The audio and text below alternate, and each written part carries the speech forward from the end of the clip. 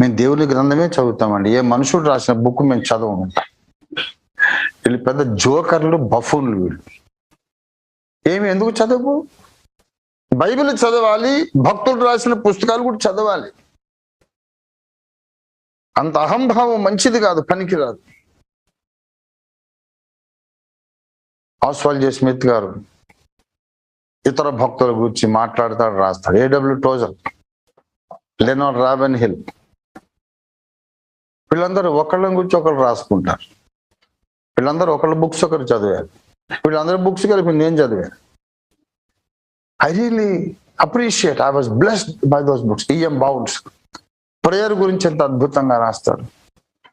E.M. Bounce books చదవండి మీరు. Andrew మర్రే ఎంత ఎక్సలెంట్ ఆథర్. ఆస్వాల్డ్ జే స్మిత్, అన్ని బుక్స్ చదవాలి. A.W. టోజర్ బుక్స్ అన్ని చదవాల్సిందే.